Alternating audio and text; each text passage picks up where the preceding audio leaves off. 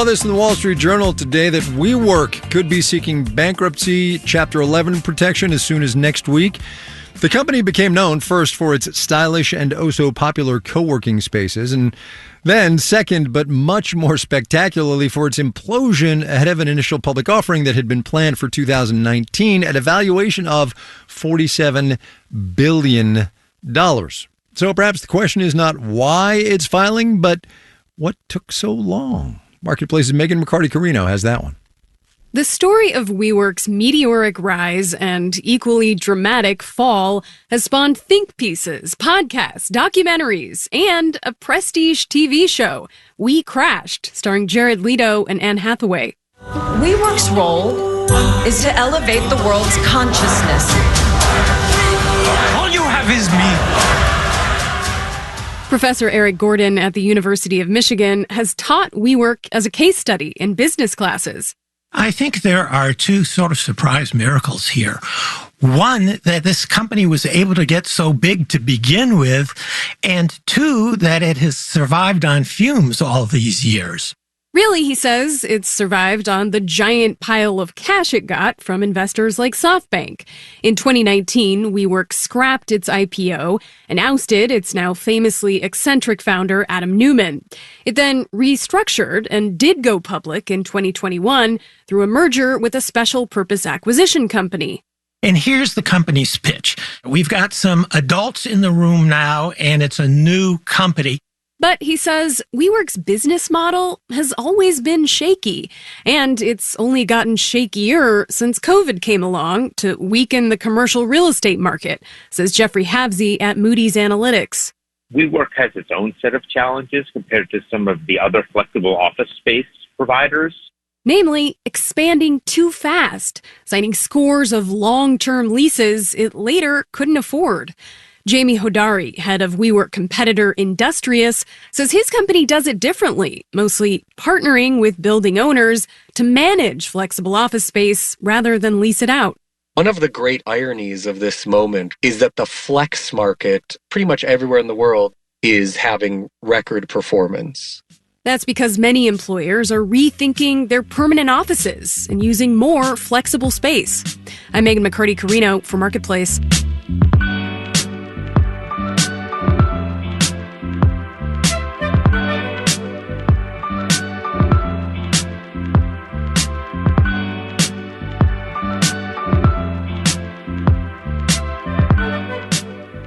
Coming up, equity, justice, and basic human rights. Can't argue with that, right? First, though, let's do the numbers. Dow Industrials up 221 points today, 0.2%, 33,274. The Nasdaq jumped 210 points, 1.6%, closed at 13,061. The S&P 500 increased 44 points, 1%, 42,37.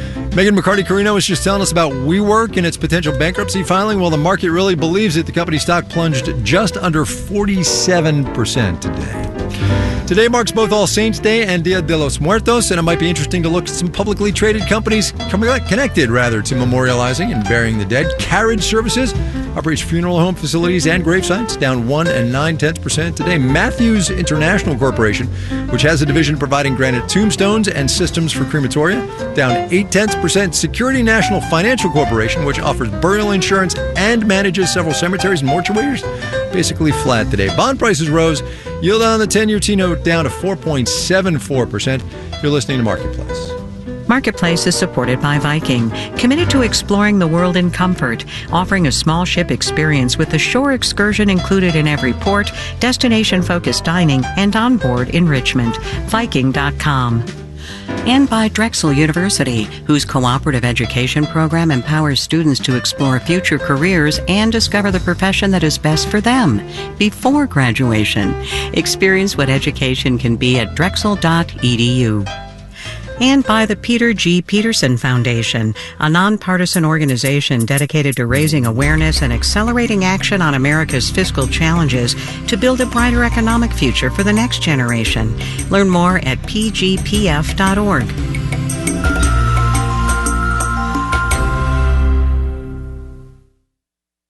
WNYC is supported by the Q Forest School in Queens, where students from 70-plus nationalities in preschool through grade 12 prepare for a world of possibilities. Open houses on November 11th and December 2nd. More at qforest.org/WNYC. On the next Brian Lehrer Show, where does your neighborhood begin and end, and how has that changed over time? We'll look at a crowdsourced map compiled by the New York Times and take your changing neighborhood stories. Also, what's at stake this election season in New Jersey, and a marathon preview with the New York Roadrunners CEO. The Brian Lehrer Show, weekdays at 10 a.m. on WNYC.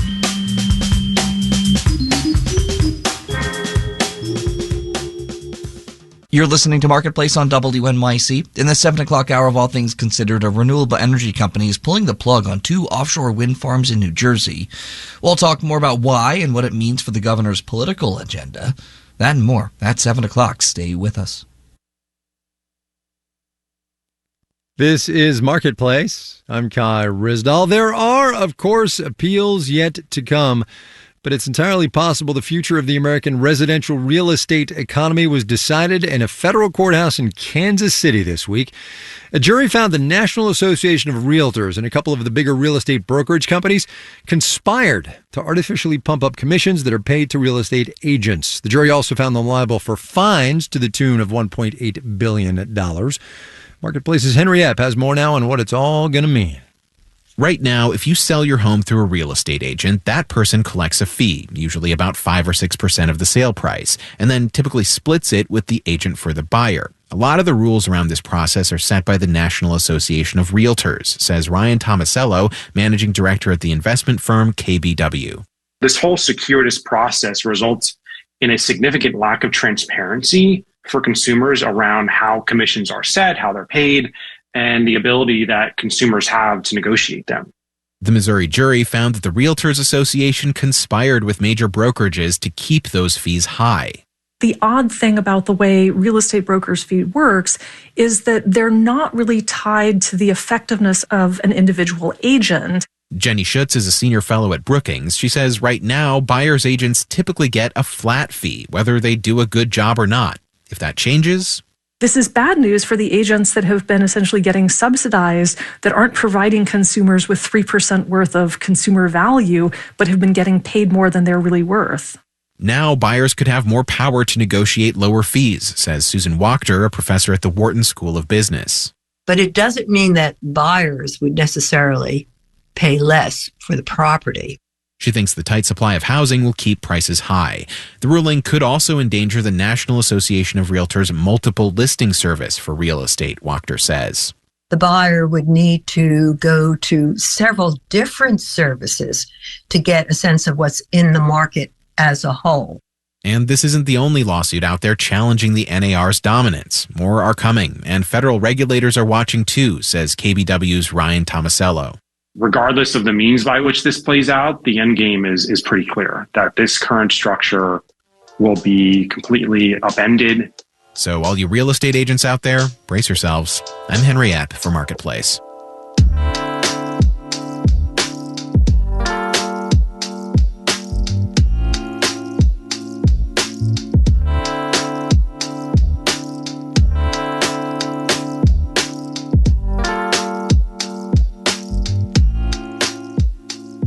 We're having, as you've probably heard by now, not just chronic drought out here in the American West, the occasional rainy season notwithstanding.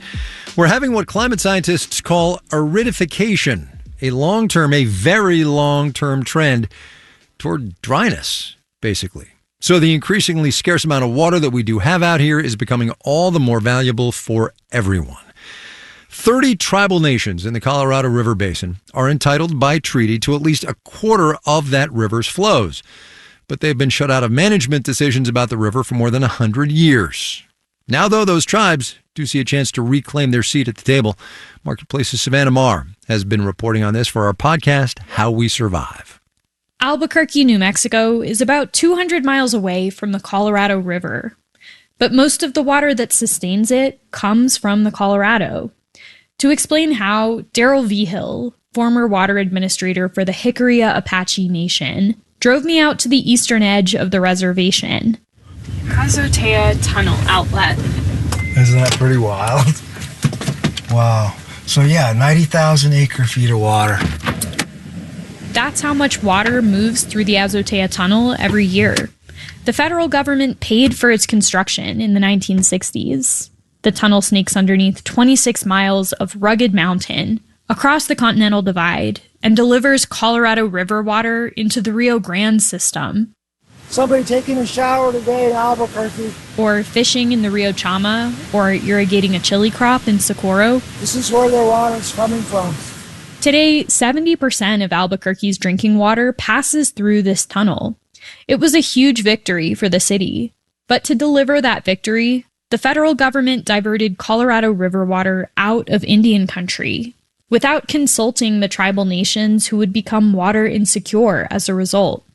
Vigil says this is a familiar story, going back over 100 years in the basin. There was a group of men meeting at Bishop's Lodge in 1922 to set the water future for the Colorado River, while my people were barely surviving on government rations. He's talking about the Colorado River Compact. There are these old-timey black and white photos from its signing. A bunch of stone-faced white guys in suits, huddled around a desk at Bishop's Lodge in Santa Fe, dividing up the river's flows between each of the 7 states in the Colorado River Basin. The 30 tribal nations with claims to the river weren't invited. Because there was a view that they weren't going to continue to exist into the future. Heather Whiteman-Runsham is a professor at the University of Arizona School of Law. The belief was that, there wasn't a need to secure and preserve their rights. But tribal nations did survive federal assimilation policy. And over the last several decades, many have put up legal cases for their Colorado River water rights and won. Still, Whiteman-Runsham says tribes are living with the consequences of short-sighted management decisions they never had a say in. It is frustrating that at the time when tribes have finally secured access to the resources needed to pursue a role in the processes, that now we're presented with this environmental catastrophe that is no fault of the tribes. The current guidelines for managing the river during this catastrophic drought don't include tribal nations, just the 7 basin states and the federal government. But they expire at the end of 2025.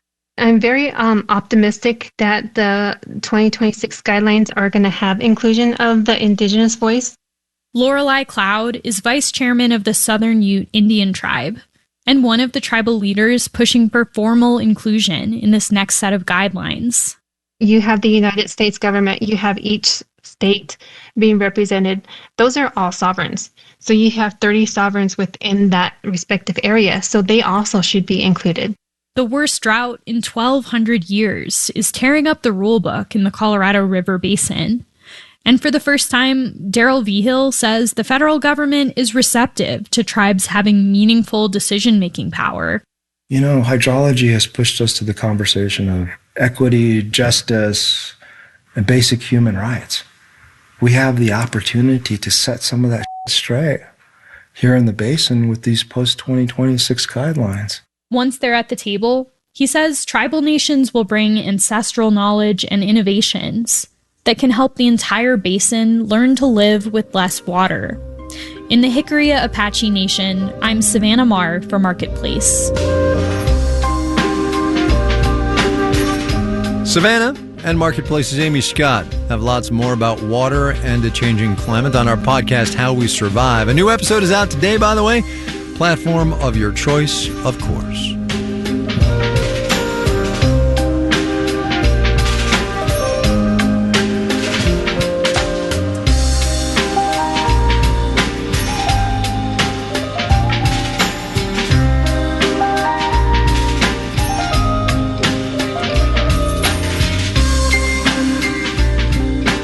This final note on the way out, just to close the loop on that Jay Powell press conference today. It was, as it should have been, 99% economic policy, about 1% geopolitics in response to a question. Here is Powell on the Middle East. It isn't clear at this point that the conflict in the Middle East is on track to have significant economic effects. That doesn't mean it isn't incredibly important and something for people to take really important notice of, but it may or may not turn out to be something that matters for the Federal Open Market Committee as an economic body.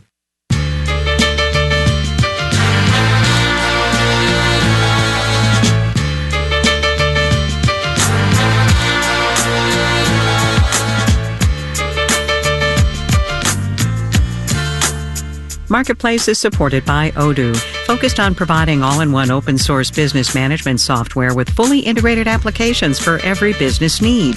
More at odoo.com. And by Amazon Business, helping provide a smarter, easier way to get the supplies businesses need to thrive. Amazon Business, your partner for smart business buying. And by Charles Schwab. Schwab believes every investor deserves to work with a firm they can count on, with financial consultants ready to serve clients and 24/7 live help. All right, we got to go. Here, of course, is your moment of economic context before we depart. The rare instance where correlation may actually be causation. Toyota announced today it's going to raise hourly wages for its top-paid non-union U.S. workers, 9% starting 1 January. The causal factor here, of course, is clearly the UAW strike that is so close to being over. Our media production team includes Brian Allison, Jake Cherry, Justin Dueller, Drew Josnett, Gary O'Keefe, Jeff Peters, Charlton Thorpe, Juan Carlos Tirado, and Becca Weinman. I'm Kai Risdell. We will see you tomorrow, everybody. This is APM.